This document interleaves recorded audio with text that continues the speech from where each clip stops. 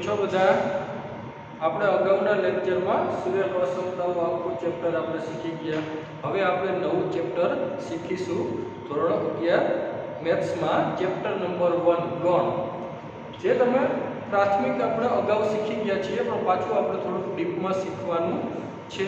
તો તમને ખ્યાલ હોવો જોઈએ મિત્રો કે ગણ સિદ્ધાંતનો વિકાસ કયા વૈજ્ઞાનિકે કર્યો હતો? કે જર્મન ગણિતશાસ્ત્રી હતો જ્યોર્જ કેન્ટર.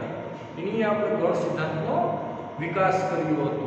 ત્યારબાદ આપણને એક પ્રશ્ન થશે કે ગણનો ઉપયોગ ક્યાં કરવામાં આવે છે? તો કે ગણનો ઉપયોગ આ દુનિયામાં ઘણી રીતે આપણે કરવામાં આવે છે. બરાબર? તો કઈ જગ્યાએ? તો કે આપણે આના પછીનું ચેપ્ટર શીખવાનું છે સંબંધ અને વિધેય. તો એના સિદ્ધાંતો આપણે વ્યાખ્યાયિત કરવા હોય તો આપણે ગણની રીતે કરશું વ્યાખ્યાયિત. ત્યારબાદ ત્રિકોણમિતિમાં એનો ઉપયોગ થાય, ભૂમિતિમાં ઉપયોગ થાય, કોયડાઓ ઉકેલવા માટે આપણે ઉપયોગ કરીએ. વ્યાપક રીતે ઘણી રીતના આપણે ગણ સિદ્ધાંતનો ઉપયોગ કરવામાં આવે છે. તો ગણ વસ્તુ શું છે આપણે એ શીખવાનું છે. તો કે ગણ છે ને એ એક સુનિશ્ચિત વસ્તુઓનો સમૂહ છે. માત્ર ગણની કોઈ વ્યાખ્યા નથી. ગણ એક અવ્યાખ્યાયિત પદ છે. ગણ માત્ર એક સુનિશ્ચિત કરી શકાય ને એવી વસ્તુઓનો શું છે? સમૂહ છે. આપણે ગણના ઘટકો હોય તો એને આપણે સામાન્ય રીતે ધનુષ કોષમાં દર્શાવાય, કાઉન્સમાં કે બ્રેકેટમાં ના દર્શાવાય. કેમાં દર્શાવવામાં આવે? ધનુષ કોષમાં દર્શાવવામાં આવતા હોય. ગણને આપણે નામ લખીએ તો નામ આપણે હંમેશા કેમાં લખીએ? ગણના નામ દર્શાવવા હોય તો આપણે કેપિટલ અક્ષરમાં દર્શાવાય, અને ગણના જે સભ્યોના નામ હોય એ દર્શાવવા હોય તો આપણે સ્મોલ અક્ષરમાં આપણે દર્શાવતા હોઈએ. તો આપણે ગણનો આપણે ખ્યાલ હોવો જોઈએ આ બધી વસ્તુ. તો સૌપ્રથમ જોશું આપણે ગણ અવ્યાખ્યાયિત પદ છે.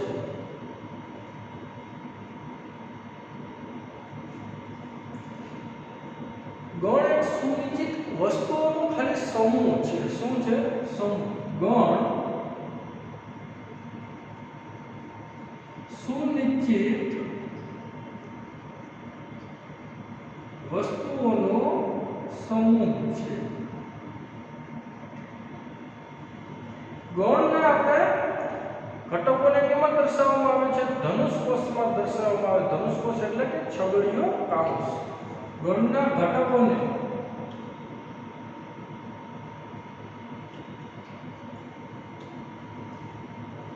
ધનુષ કોષમાં દર્શાવવામાં આવે છે.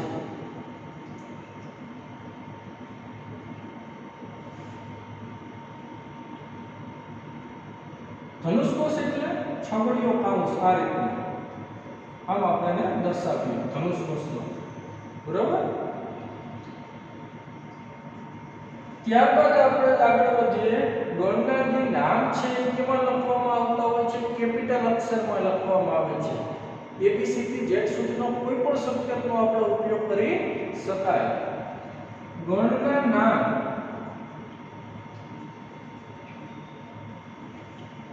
કેપિટલ અક્ષરમાં લખાય છે.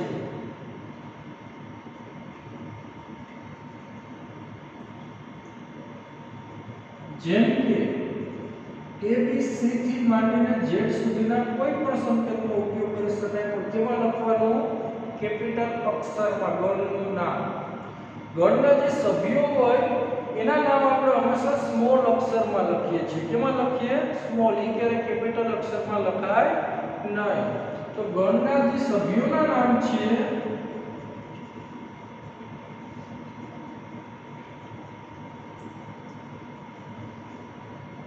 સ્મોલ અક્ષરમાં લખાય છે.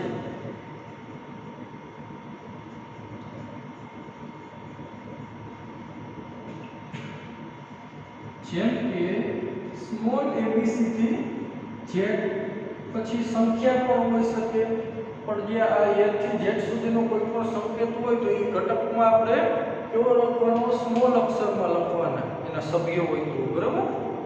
તો આપણે ગણનું જોયું સામાન્ય માહિતી. ત્યારબાદ આપણે જોશું કે ગણને દર્શાવવા માટે કેટલી રીત ઉપયોગમાં લેવાય. એ વસ્તુ આપણે શીખવાની છે.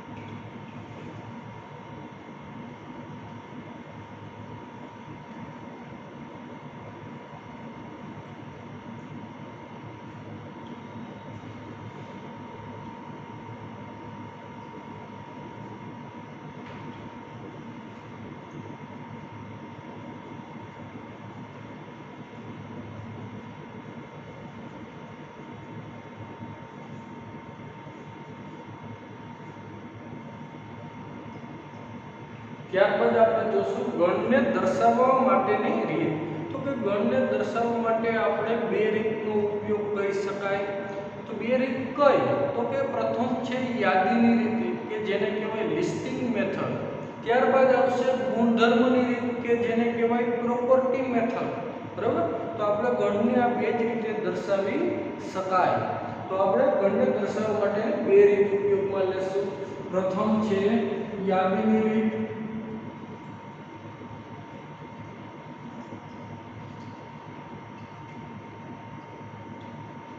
અને બીજું છે ગુણધર્મની રીત પ્રોપર્ટી મેથડ. અને યાદીની રીતને કહેવાય લિસ્ટિંગ મેથડ.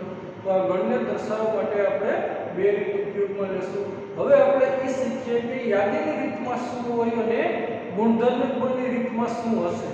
તો આપણે પ્રથમ જોશું એમાં યાદીની રીત લિસ્ટિંગ મેથડ.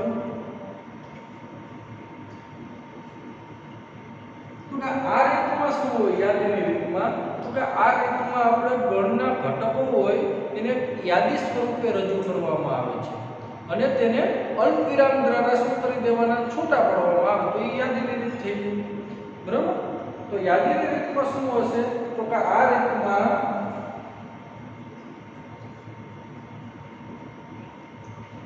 ગણના ઘટકોને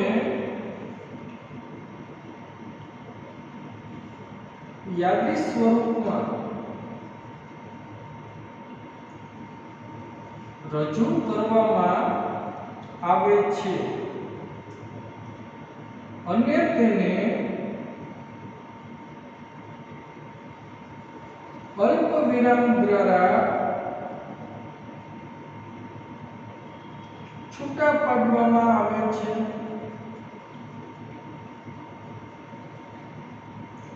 આ જોયું આપણે યાદીની રીત. તો એક્ઝામ્પલ તમને હું આપું કે ધારો કે ગણ સૂચક સુનિશ્ચિત કરી શકાય વસ્તુઓનો સમૂહ છે. બરાબર? તો ધારો કે 1 થી 5 આંકડાઓ છે આપણી પાસે 1 2 3 4 5. આ કેટલા છે? 1 2 3 4 5. બરાબર? એટલા આંકડા છે. તો આને મારે આ કેટલી વસ્તુઓ છે આપણને આપેલી. તો આને મારે ગણ સ્વરૂપે લખવું હોય યાદીની રીતમાં. તો શું કરે? તો આ બધા ધનુષ કોષમાં મૂકી અને અલ્પવિરામથી છૂટા પાડી દઈએ. તો એ કઈ રીત કહેવાય? યાદીની રીત કે શું? તો અહીં એક્ઝામ્પલ તરીકે કે capital A is equal two 1 2 3 4 5 જો અલ્પવિરામથી છૂટા પાડી દીધા આપણે ધનુષ કોષની અંદર આ બધા આંકડા 1 થી 5 આંકડાની વાત કરતા હતા. તો એને આપણે અલ્પવિરામથી છૂટા પાડ્યા. તો આ આપણે થઈ ગયો યાદીની રીત. ત્યારબાદ જોશું ગુણધર્મની રીત એટલે શું? Property method.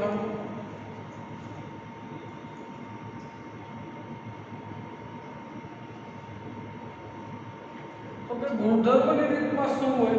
તો કે આ રીતમાં ગણના ઘટકોને પોતાની કોઈ ચોક્કસ લાક્ષણિકતા હોય છે. શું હશે? પોતાની કોઈ ચોક્કસ લાક્ષણિકતા. તો કે આ રીતમાં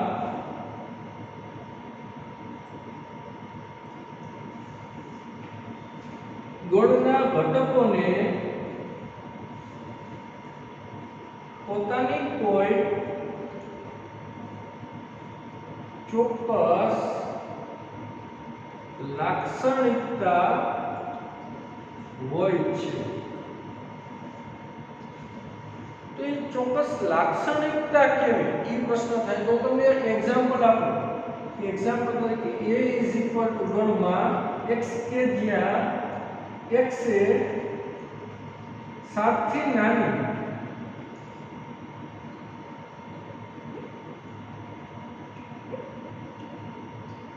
6 થી નાની પ્રાકૃતિક સંખ્યા છે.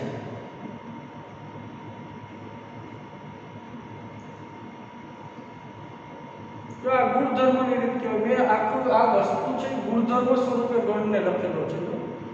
તો હવે તમને હું આ જ ગણને એમ કહું કે યાદી સ્વરૂપમાં શું લખાય તો તમે કઈ રીતના લખશો મિત્રો યાદી સ્વરૂપમાં? તો પહેલા તો તમારે એ વસ્તુ પકડવી પડશે કે 6 કરતા નાની પ્રાકૃતિક સંખ્યાઓ કેટલી? પ્રાકૃતિક સંખ્યાઓ એટલે ગણ. એમાં આપણે કેવી સંખ્યાઓ આવતી હોય? 1 થી અનંત સુધીની આવતી હોય. તો એ તમારે પકડવી પડે. તો આ કઈ રીતના આવશે કે 6 થી નાની પ્રાકૃતિક સંખ્યાઓ કેટલી હોય? 1 2 3 4 અને 5 નું। તો એને હું જો 1 થી 5 આંકડા છે એને હું અલ્પવિરામથી છૂટા પાડી દઉં તો એ ગણ કયા સ્વરૂપે લખેલું કહેવાય? યાદી સ્વરૂપે, બરાબર। અને આ જે ગુણધર્મ સ્વરૂપે આપેલો કહેવાય। આમાં મેં સીધું વ્યાખ્યાયિત કર્યું, 2 થી 5 અંક નથી લઈ ગયા, મેં સીધું શું કીધું કે એ 6 થી નાની પ્રાકૃતિક સંખ્યા છે, એમ મેં સીધું કહી દીધું ને। તો આ ગુણધર્મ સ્વરૂપ કહેવાય। અને આ જ ગણને તમારે યાદી સ્વરૂપે લખવું હોય તો આમ લખાય કે 6 થી નાની પ્રાકૃતિક સંખ્યા 1 થી 5 હતી, એને અલ્પવિરામથી છૂટી પાડી દેશું, આ યાદી સ્વરૂપ કહેવાય મિત્રો। અને આ જે છે એ ગણનું કયું સ્વરૂપ કહેવાય? ગુણધર્મ સ્વરૂપ। આમ આપણે ગણને દર્શાવવા માટે બે રીત ઉપયોગમાં લઈ શકાય, એક છે યાદીની રીત અને એક છે ગુણધર્મની રીત। બીજી એવી આપણી પાસે રીત છે નહીં હાલમાં, બરાબર। તો આપણે ગણને આ બે રીતના દર્શાવી શકાય। આમ લખશો તો યાદી સ્વરૂપ થશે, આમ લખશો તો ગુણધર્મ સ્વરૂપ થાય।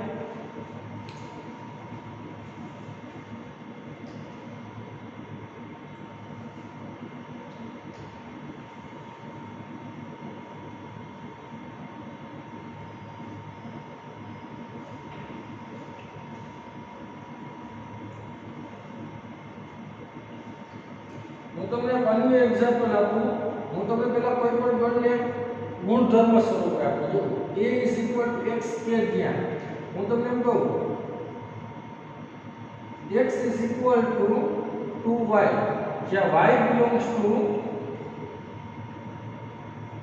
1 2 3 આવું આપેલું છે।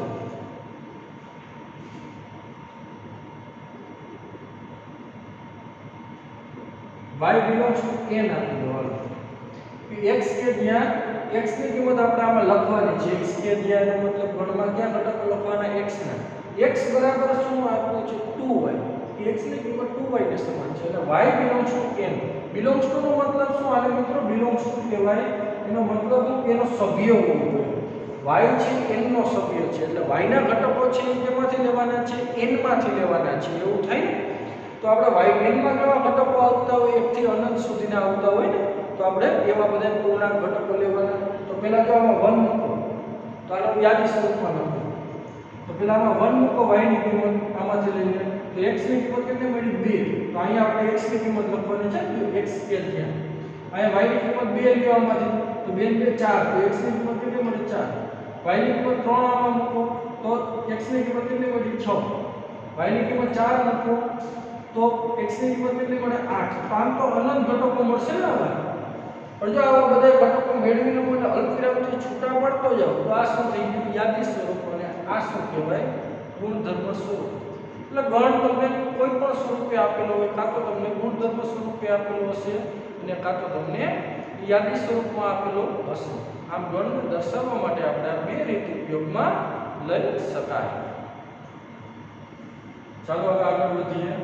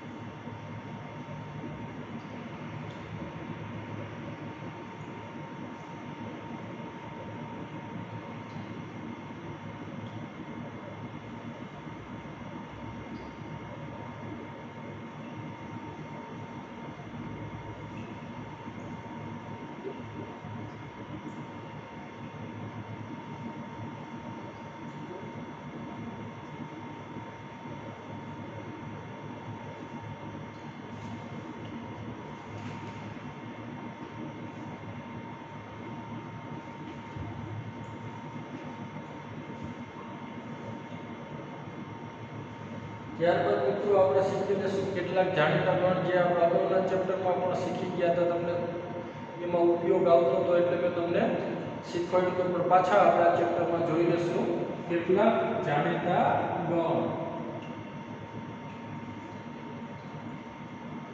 સૌપ્રથમ આપણે જોશું n ને કેવી સંખ્યાઓનો ગણ કહેવાય? પ્રાકૃતિક સંખ્યાઓનો ગણ. આપણે શીખી ગયા ને આગલા ચેપ્ટરમાં પ્રાકૃતિક સંખ્યાઓનો ગણ. આમાં કેવી સંખ્યાઓ આવશે મિત્રો? તો કે 1 થી બધી અનંત સંખ્યાઓ આવે પણ બધી કેવી પૂર્ણાંક આવશે? 1 2 3 થી માંડીને અનંત સુધીની આ ટાઈપની સંખ્યાઓ આવે n માં. ત્યારબાદ આપણે જોશું z. z ને કેવી સંખ્યાઓનો ગણ કહેવાય? પૂર્ણાંક સંખ્યાઓનો ગણ. તો આમાં કેવી સંખ્યાઓ આવેલી હોય મિત્રો? z માં તમે શીખી ગયા છો કે ઋણ સંખ્યાઓ આવે, 0 આવે અને ધન સંખ્યાઓ આવે, પરંતુ કેવી બધી પૂર્ણાંક. આમાં એક પણ સંખ્યા અપૂર્ણાંક આવશે નહીં, n માં નહીં આવે અને z માં નહીં આવે. તો આમાં આપણે કેવી સંખ્યા લઈશું? 0 આવે, 1 2 3 થી માંડીને અનંત સુધીની મળતી હશે. એવી જ રીતના આપણે માઈનસ માં અનંત સુધી મળે, -1 -2 -3 થી માંડીને અનંત સુધીની. તો આવી બધી સંખ્યાઓ હોય પૂર્ણાંક. નામ જ છે તો z એટલે કે પૂર્ણાંક સંખ્યાઓ, પણ આમાં બધી કેવી સંખ્યાઓ આવે? પૂર્ણાંક. પછી ઋણ હોય, ધન હોય કે 0 હોય, બરાબર. અને n માં કેવી આવશે? 1 થી અનંત સુધીની બધી પૂર્ણાંક આવે, એમાં ઋણ કે 0 આવશે નહીં. હવે મારે ખ્યાલ આવી ગયો બધાને? આમાં જે મારે છે ને આ રીતના લખ્યું હોય z+, તો z+ માં કેવી સંખ્યાઓ આવે? આ z માં તો આવી આવશે મિત્રો. તો z+ માં કેવી સંખ્યાઓ હોય? z+ માં બધી કેવી આવશે? ધન પૂર્ણાંક સંખ્યાઓ, પણ એમાં 0 નહીં આવે, ખાસ ધ્યાન રાખવાનું. z+ માં 0 ના આવે, બધી ધન પૂર્ણાંક સંખ્યાઓ એટલે કેવી આવશે? 1 2 3 થી માંડીને અનંત સુધી. હું તમને આ લખું z-, તો આમાં કેવી સંખ્યાઓ આવે? બધી આવે ખરી પણ કેવી આવશે? ઋણ પૂર્ણાંક સંખ્યાઓ, એટલે કે આ રીતે -1 -2 -3 આમાં 0 ના આવે. તો હવે મારે 0 લેવું હોય તો 0 લેવા માટે શું કરવું પડે?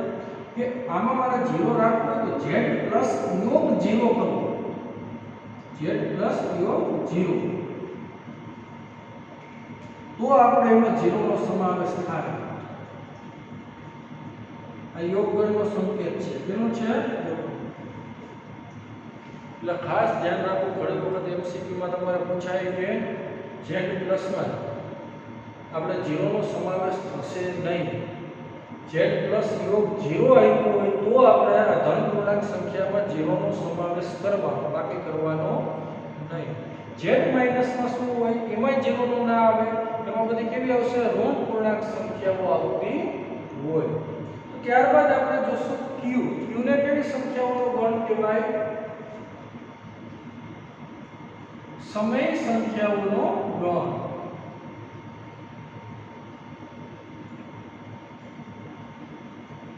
સમય સંખ્યાઓ એટલે શું? તો કે અંશના છેદમાં કંઈક આપ્યું હોય એમ. p/q એનું સ્વરૂપ છે ને આ ટાઈપનું. x કે જ્યાં x = p/q, p belongs to z, q belongs to n. p ની કિંમત z માંથી લેવાની, આમાંથી, અને q ની કિંમત n માંથી રાખતા આપણે રાખવાની હોય, અને એનું સ્વરૂપ કયું છે? p/q ટાઈપનું સમય સંખ્યાઓ, બરાબર. એટલે કે આમાં આપણને કેવી સંખ્યા આવે? એક્ઝામ્પલ તરીકે કે આપણે મતલબ 3/n -5/n આ ટાઈપની બધી આવે, બરાબર. ટૂંકમાં જેની દશાંશ અભિવ્યક્તિ હોય, આમાં અપૂર્ણાંક આવતી હોય 5/2 એવી કેટલી આવે? પણ અપૂર્ણાંક આવતી હશે એ સંખ્યાઓ કેવી હશે? તો કે જેની દશાંશ અભિવ્યક્તિ હોય ને શાંત, કે આપણે ભાંગીએ તો એના પોઈન્ટ પછીના આંકડા હોય ને આપણે ગણી શકતા હોઈએ, તો એને આપણે સમય સંખ્યા કહેવાય, બરાબર. તો આમાં એવી આવશે અપૂર્ણાંક, એ પણ આવી શકે અને પૂર્ણાંક પણ આવી શકે. જો કોઈ પણ છેદમાં 1 રાખો તો કેવું આવે? પૂર્ણાંક જ આવવાનું ને. તો આમાં પૂર્ણાંક અને અપૂર્ણાંક બંને સંખ્યાઓનો સમાવેશ થાય. તો અપૂર્ણાંક કેવી આવશે આમાં? તો કે જેની દશાંશ અભિવ્યક્તિ કેવી હોય? શાંત હોય, એવી જ બધી સંખ્યાઓ આવતી હોય, બરાબર. તો આપણે આ બધી સંખ્યાઓને સમય સંખ્યાઓનો ગણ કહીશું. ત્યારબાદ જોશું i. આઈ ને કઈ સંખ્યાઓનો ગણ કહેવાય? તો કે આઈ છે ને એને અસમય સંખ્યાઓનો ગણ કહેવાય. કેવી સંખ્યાઓનો ગણ? અસમય. તો આઈ ઇઝ ઇક્વલ ટુ અસમય સંખ્યાઓનો ગણ. અસમય સંખ્યાઓ એવી બધી કેવી સંખ્યાઓ હશે? તો કે જે સંખ્યાઓનું વર્ગમૂળ ન નીકળી શકે અને પાઈ વાળી બધી જ સંખ્યાઓ આમાં આવતી હોય. સમય સંખ્યાઓ શું હોય? દશાંશ અભિવ્યક્તિ શાંત હોય. આમાં અપૂર્ણાંક જ સંખ્યાઓ આવે પણ કેવી? કે જેની દશાંશ અભિવ્યક્તિ શાંત ન હોય, અશાંત હોય, એટલે કે અનંત સુધી હોય એમ. બરાબર? તો અસમય સંખ્યાઓના ગણમાં કેવી સંખ્યા આવે? તો √2, પછી √3, √4 આવે. √4 ના લખાય, 4 નો વર્ગમૂળ નીકળે તો 2 થાય. એ તો પૂર્ણાંક સંખ્યા છે, તો q માં જાય, આ z માં જાય, આ n માં જાય, આમાં ના જાય. બરાબર? એટલે આમાં જેનું વર્ગમૂળ ન નીકળી શકે એવી સંખ્યાઓ અને પાઈ વાળી બધી જ સંખ્યાઓ તમે લખી શકો. એટલે કે √2, √3, પછી આવશે √5, √6 વગેરે. અને પાઈ વાળી બધી જ સંખ્યાઓ પાઈ, 2પાઈ, 3પાઈ, ગુણે જાવ પાઈ, 4પાઈ, 5પાઈ, જે રાખવું હોય પાઈ. આવી બધી જ સંખ્યાઓ છે એ કેમાં આવશે? આપણે આઈ માં મળતી હોય. આ જોયું આપણે અસમય સંખ્યાઓનો ગણ. અને ત્યારબાદ આપણે જોશું આ વાસ્તવિક સંખ્યાઓનો ગણ.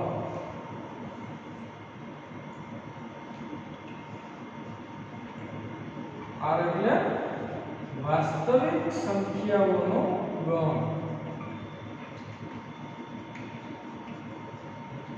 તો આમાં કેવી સંખ્યાઓ આવે? આરમાં તમને બધાને ખ્યાલ છે, બધા અગાઉ પણ શીખી ગયા છો કે આર એટલે કે વાસ્તવિક સંખ્યાઓનો ગણ અને આરમાં બધા જ પ્રકારની સંખ્યાઓનો સમાવેશ થતો હોય.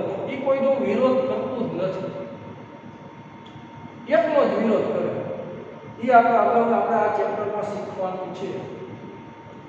એ આર છે એનો વિરોધ નહીં કરે, ઝેડ નો નહીં કરે, ક્યુ નો નહીં કરે, આઈ નો વિરોધ નહીં કરે. બરાબર?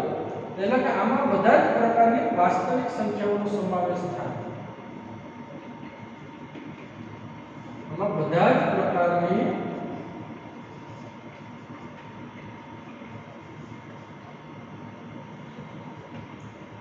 વાસ્તવિક સંખ્યાઓનો સમાવેશ કરે છે.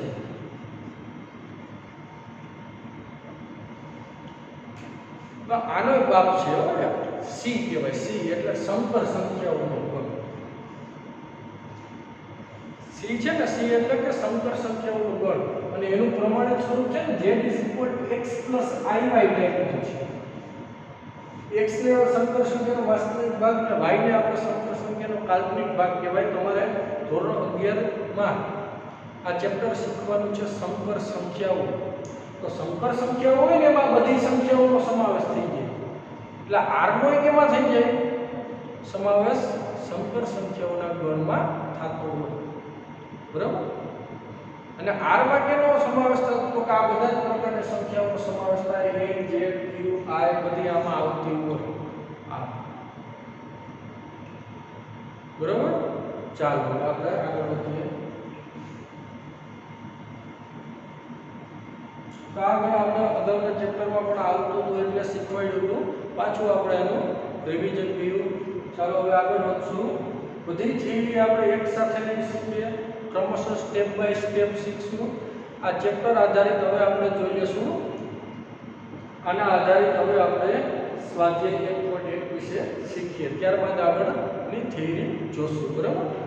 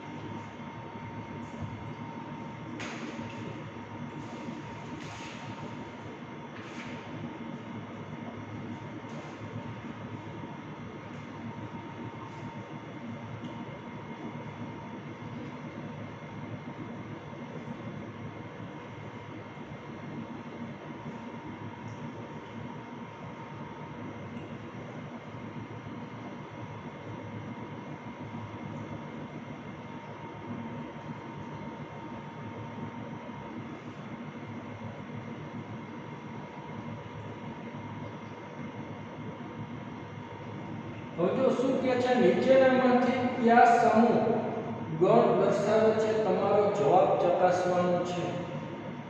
તો પહેલો આપણને આપ્યું છે જે અક્ષરથી શરૂ થતા અંગ્રેજી કેલેન્ડરના વર્ષના તમામ મહિનાઓનો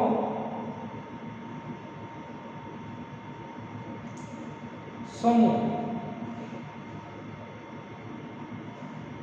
તો અહીંયા શું કહે છે કે નીચેનામાંથી કયા સમૂહ ગણ દર્શાવે છે, તમારો જવાબ ચકાસવાનો કીધો છે. તો ગણ શું છે, તો ગણ છે તે સુનિશ્ચિત કરી શકાય એટલે કે વ્યાખ્યાયિત કરી શકાય ને એવી વસ્તુ છે. બરાબર, ગણ કેવો છે, સુનિશ્ચિત વસ્તુઓનો સમૂહ છે.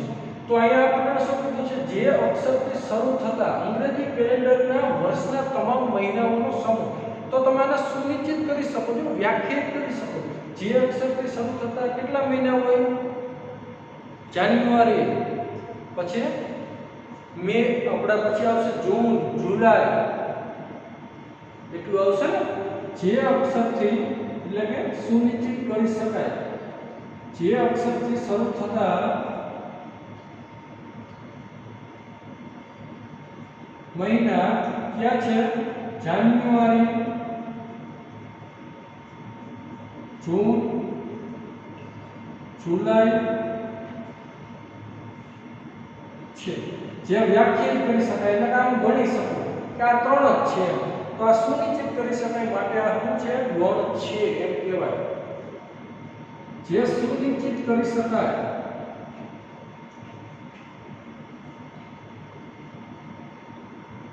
તેથી ગણ છે.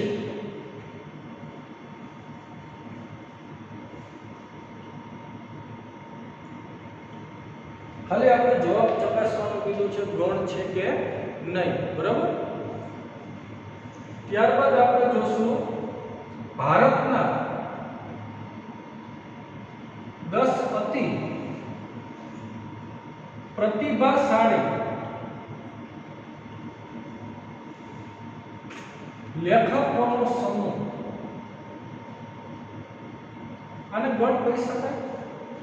ભારતના 10 અતિ પ્રતિભાશાળી લેખકોનો સમૂહ. તો આ સુનિશ્ચિત ન કરી શકાય કે 10 પ્રતિભાશાળી લેખકો ક્યાં છે. બધાની દ્રષ્ટિએ જુદા જુદા હોય. આખા આપણે ભારતની દ્રષ્ટિએ તો 10 લેખકો કંઈ નથી કે આ જ બધા પ્રતિભાશાળી છે, બધા જુદી જુદી રીતના વિચારે, અને ક્યાં છે એમાં આપણે નક્કી કેમ કરવું. બરાબર, એટલે કે આ ગણ નથી, સુનિશ્ચિત ન કરી શકાય કે 10 અતિ પ્રતિભાશાળી ક્યાં હશે લેખકો. બરાબર, એટલે કે સુનિશ્ચિત ન કરી શકાય.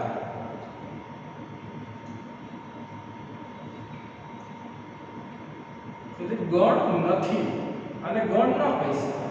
એના ઘટકો જ ના મળે. 10 ક્યાં લખો, આમાં તો આપણને ખબર હતી કે જે અક્ષરથી શરૂ થતા કેટલા મહિનાઓ તો જાન્યુઆરી, જૂન ને જુલાઈ હોય, એટલે આપણે સુનિશ્ચિત કરી શકાય. એટલે આપણે લખ્યું કે આ ગણ છે. ગણ કોને કહેવાય, તો કે જે વસ્તુને સુનિશ્ચિત કરી શકાય તો જ એને ગણ કહેવાય, બાકી ગણ કહેવાય નહીં. ત્યારબાદ આપણે જોશું દુનિયાના ક્રિકેટના ઉત્તમ 11 બેટ્સમેનોની ટીમ.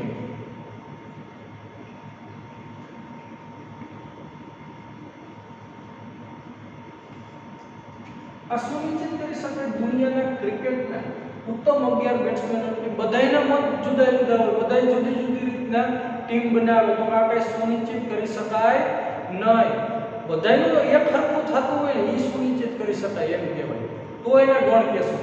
તો આ બધાયનું મત જુદો જુદો હોય તો આને સુનિશ્ચિત ન કરી શકાય, માટે આ ગણ છે નહીં, સુનિશ્ચિત ન કરી શકાય.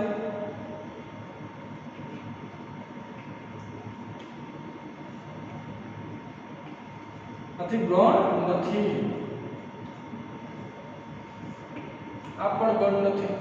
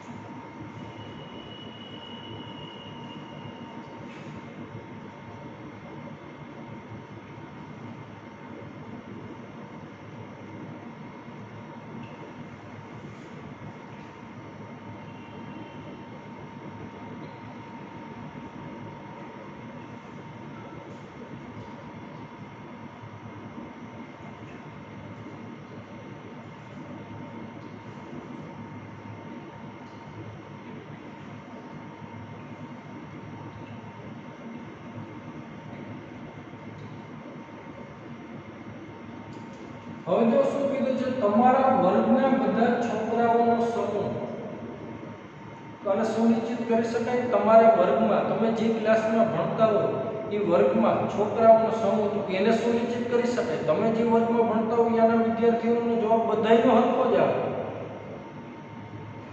અને એને ગણી શકાય ને તમારા વર્ગમાં કેટલા વિદ્યાર્થીઓ છે, તો આ સુનિશ્ચિત કરી શકાય. તો આને શું કહેવાય?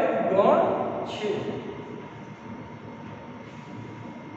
સુનિશ્ચિત કરી શકાય એટલે ગણ છે. બસ તમને એના પછી નેક્સ્ટ આપ્યું છે સૌથી નાની બધી જ પ્રાકૃતિક સંખ્યાઓનો સમૂહ. સૌથી નાની પ્રાકૃતિક સંખ્યાઓ કેટલી છે? તો કે તમને ખ્યાલ જ છે 1 2 3 4 5 6 થી 99 સુધી. તો એ આપણે બધાયનો જવાબ એક સરખો જોઈએ ને એમાં 1 થી 99 સુધી. તો આપણે એને કહી શકાય કે આ સુનિશ્ચિત કરી શકાય. તો આને શું કહેવાય? ગણ છે. એટલે આપણે લખશું સુનિશ્ચિત કરી શકાય. તેથી ગણ છે. 1 થી 99 સંખ્યાઓ આવે ને સૌથી નાની જે ગણી શકાય છે એટલે કે સુનિશ્ચિત થાય છે, તેથી ગણ છે.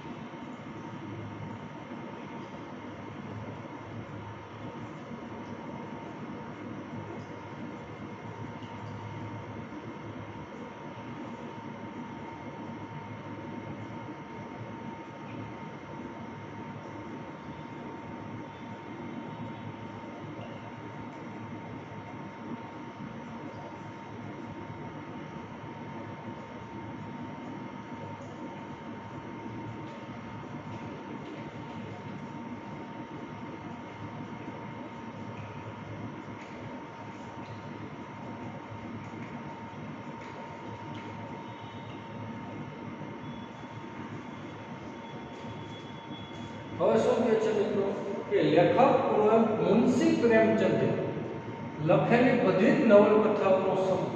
મને ખ્યાલ નથી મિત્રો કે લેખક મુનશી પ્રેમચંદે કઈ નવલકથાઓ લખી હશે, પણ હવે તમને ખ્યાલ હોવો જોઈએ કે લેખક મુનશી પ્રેમચંદે જેટલી નવલકથાઓ લખી હશે એ તો ફિક્સ હોય ને, બધાનો જવાબ એમાં બે ફરક હોય ને, જેટલી લખી હોય ગમે આ તમે ગોતો ત્યારે, બરાબર. તો આ સુનિશ્ચિત કરી શકાય કે લેખક મુનશી પ્રેમચંદે 20 નવલકથાઓ લખી હોય તો બધાનો જવાબ 20 જ આવે, 25 લખી હોય 25 જ આવે. એ વ્યાખ્યાયિત કરી શકે અને કઈ તો એ બધાનો જવાબ એ 20 નો હરખો જ રહે. તો આ સુનિશ્ચિત કરી શકે. તો આને શું કહેવાય? ગણ છે. સુનિશ્ચિત કરી શકાય ગણ છે. હવે એના પછી નેક્સ્ટ શું કહે છે? બધા જ યુગ્મ પૂર્ણાંકોનો સમૂહ. તો આ ગણ કહેવાય. બધા જ યુગ્મ પૂર્ણાંકોનો સમૂહ ગણી શકાય ને, બધા જ યુગ્મ પૂર્ણાંક બધાના જવાબ એક સરખા જ રહે એટલે સુનિશ્ચિત કરી શકાય ને. બધા જ યુગ્મ પૂર્ણાંકોને કેવા 2 4 6 8 10 12 14 16 18 20 24 26 28 30 અનંત સુધી એમ બધા જ યુગ્મ પૂર્ણાંકો. તો બધાનો જવાબ એક સરખો જ રહે ને, તો આ વ્યાખ્યાયિત કરી શકાય. તો આને ગણ કહેવાય. સુનિશ્ચિત કરી શકાય તેથી ગણ છે.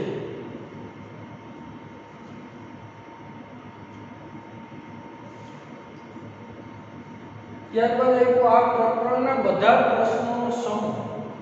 આ પ્રકરણમાં બધા પ્રશ્નોનો સમૂહ આને ગણ કહેવાય. તમે જે ચેપ્ટર શીખો છો તમારી પાસે ટેક્સ્ટ બુક હોય તો મને ખ્યાલ નથી તમારી પાસે ટેક્સ્ટ બુક છે કે નહીં, એટલા માટે આ બધી રકમ લખાવી પડે. બાકી સામે બેઠા હો તો આ કાંઈ મને કંઈ લખવાની જરૂર નથી, તમને એમને મૌખિક રીતે આ બધું સમજાવી શકાય. બરાબર. તો અત્યારે આપણે એવું છે કે કોઈ પાસે ટેક્સ્ટ બુક હોય ન હોય એટલે આપણે રકમ લખીને ફરજિયાત દાખલો ગણવો પડે, કેમ કે તમને સમજાવવા માટે. બરાબર. આ પ્રકરણના બધા પ્રશ્નોનો સમૂહ. તો જો તમારી પાસે બુક હોય તો આ પ્રકરણમાં કેટલા દાખલા છે, કેટલા પ્રશ્નો છે, બધું તમે ગણી શકો. એટલે આને આપણે વ્યાખ્યાયિત કરી શકાય. તો આને શું કહેવાય? ગણ છે એમ કહેવાય, એટલે કે સુનિશ્ચિત કરી શકાય.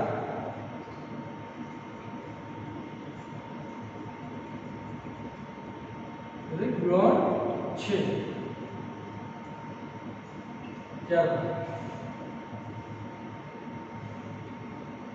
દુનિયાના ખૂબ જ ભયાનક પ્રાણીઓનો સમૂહ.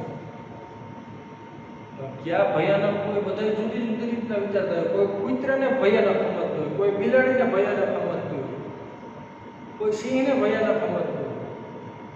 છોકરી હોય તો ડેડ ગરોળી, આપણે ગરોળીને એ ઓલું સમજતો હોય ભયાનક. એટલે આ બધું ભયાનક બધા જુદી જુદી રીતના વિચારતા હોય ને, તો આમાં કાંઈ સુનિશ્ચિત ના કરીએ કે બધાને જવાબ એક સરખા ના આવે આમાં. બરાબર. તો આને વ્યાખ્યાયિત જ ના કરી શકે કે દુનિયાના ખૂબ જ ભયાનક પ્રાણીઓ ક્યાં. બધાનું મન અલગ અલગ કહેતું, તો આ વ્યાખ્યાયિત ના કરી શકે. તો આને ગણ કહેવાય નહીં, એટલે કે સુનિશ્ચિત નથી કરી શકાતું. સુનિશ્ચિત ન કરી શકાય એટલે ગણ નથી.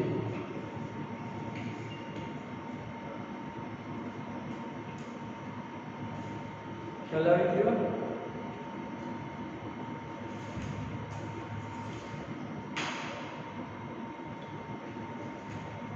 ચાલો મિત્રો, આજે આપણે આટલું રાખશું. હવે નેક્સ્ટ લેક્ચરમાં મળશું ત્યારે દાખલા નંબર 2 શીખીશું. ચલો બાય ફ્રેન્ડ્સ.